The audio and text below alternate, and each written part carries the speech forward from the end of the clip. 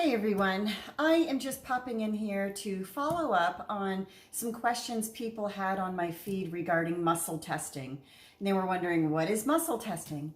So muscle testing is a technique that's used by a lot of, how do I want to say, holistic practitioners in order to help themselves or their clients figure out if something's healthy to put into their body. So for me, I've done it in many different ways. I know there's different practitioners that do it differently. Donna Eden has demonstrated muscle testing using your arm, and I've done it also in workshops with other practitioners.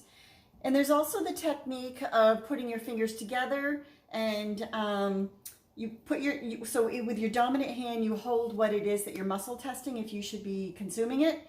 You make a connection with your other hand, or you could do it vice versa. You could do it, hold this in the non-dominant hand, make a connection with your dominant hand, and you have somebody else hook in your fingers and try to break this connection. If they break the connection, it usually means you shouldn't consume it. If they try to break the connection and it doesn't break, it means you can consume it.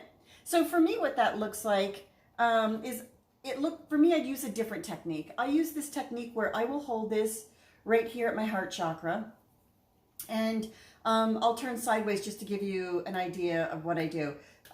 So what I do is I'll hold this and I will ask it, like, is this something I should be consuming? And if I sway forward, which I just did, it means I should consume it.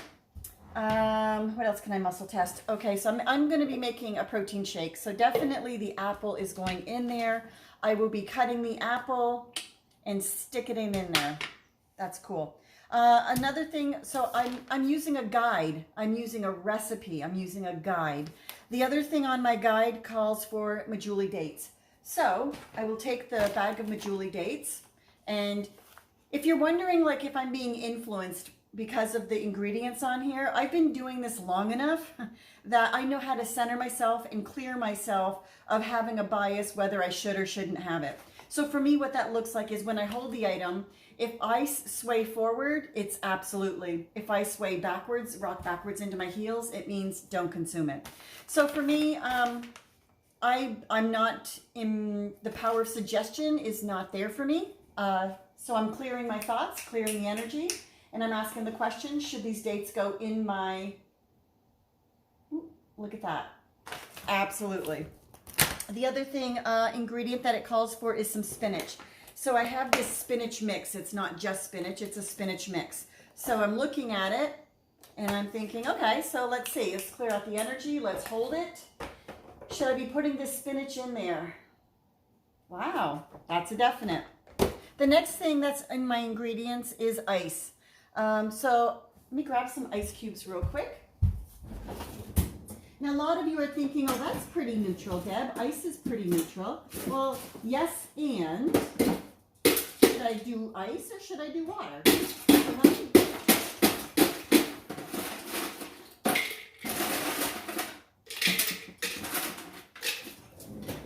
All right. I have ice. So then I will, and I'm turning sideways so that you can see, I'm holding this in my hand, clearing out the space, clearing out the energy, and I'm asking, should the ice go in my smoothie? Oh yeah, look at that. I could feel myself moving forward. So yeah, ice will definitely be in there. The next thing is water. Of course water is going to go in there. I will get some water.